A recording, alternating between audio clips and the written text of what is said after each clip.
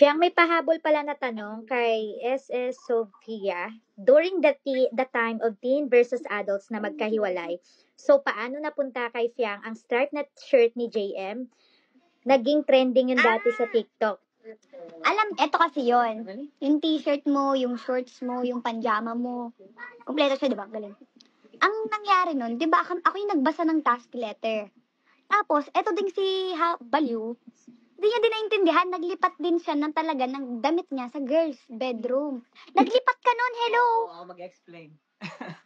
Di ba, binasa niya yung task letter. Eh, ayun, hindi ako lilipat kasi nga, ang lilipat lang yung girls kasi nasa boys bedroom na ako eh. Kaya kung maalala niyo yung clip, solo lang ako naglalakad pa huli nun, di ba? Nung pasok ko na ng bahay, nakita ko si Piang, naglilipat ng gamit. So, nataranta din ako. Kaya naglipat din ako. So, yun yung kwento. Tapos, hindi niya na nalipat yung mga damit niya. Actually, may kasama pa nga yung Sabay din tayo nagbalik ng gamit. Oo. Alam mo bang kasama dun yung mo?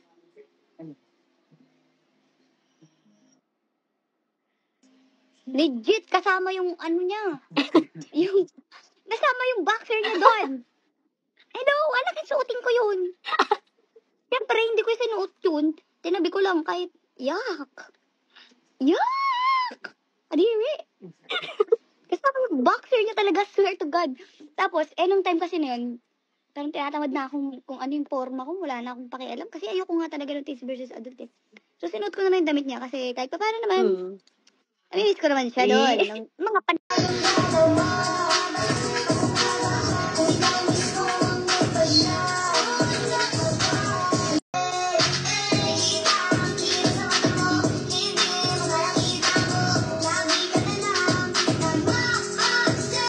Fiang, may mga asan yung questions na?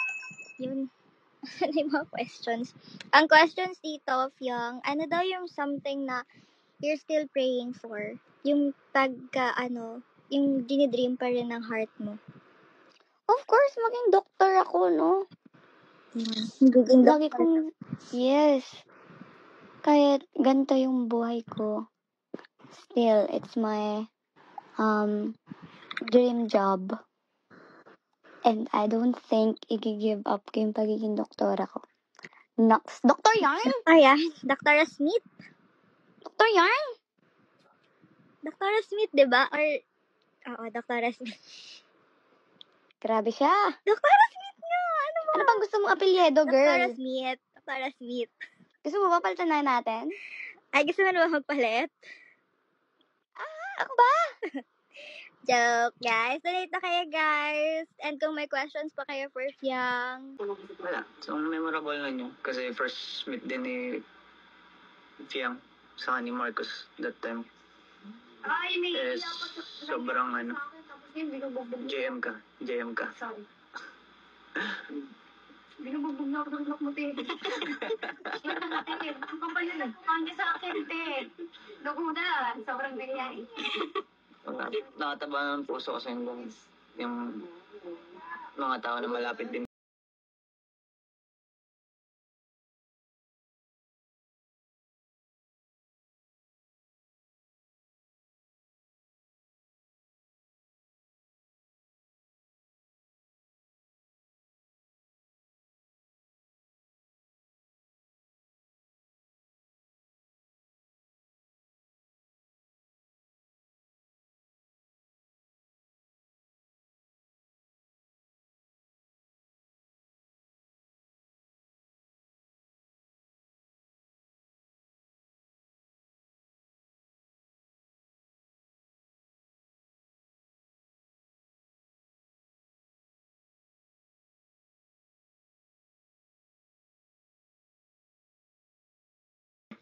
Nung teens versus adults, alam mo daw ba na ikaw yung pinaparinggan sa I Miss Someone?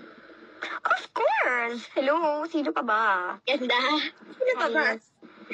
Hindi. Siyempre ako naghatid nung nung malak nung time na yun. Mag-I miss someone ba siya kung kasama niya na yung mga kasama niya? Tama. Tama, guys. Ito lang, titignan ng right. Period.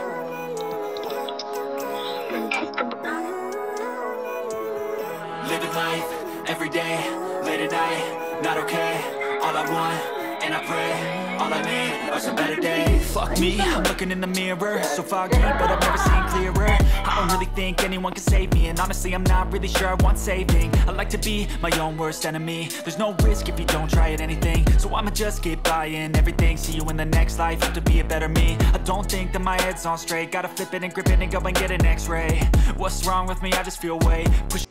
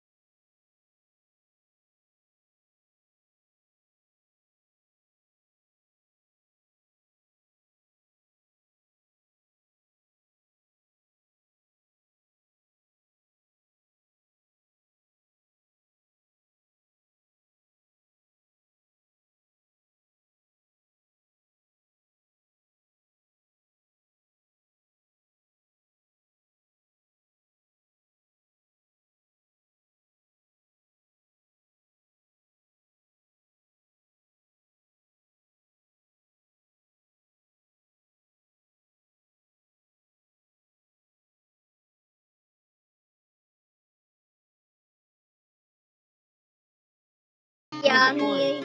Nung PBB daw ba? Mga taong to, papawak na. Sige na, sige. Pero Piang, nung PBB daw ba, napansin mo na daw ba na baka type ka ni JM? Ingay ka. Guys, tanong niyo. Alam niyo sa loob. Best friend. Best friend mo sa loob. Hindi ko alam kung may feeling ko sa Wow, ganda. So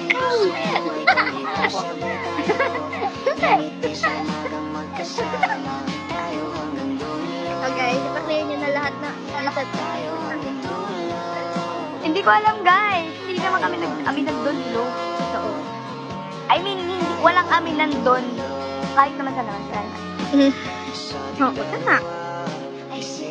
Nag-iwasan lang, pero hindi mo nag-aminan. Oo, nag-iwasan lang, pero walang aminan. Napaka-OA ng mga tao sa boundaries. Sa boundaries, alam niyo, personally, ayoko ng boundaries na yun. Nakailang daan na yun sa FYP ko, sa FB ko. Wala akong pinanood kahit isa. Siyang ayaw din ng mga tao dito yun, yung boundary. Ako din.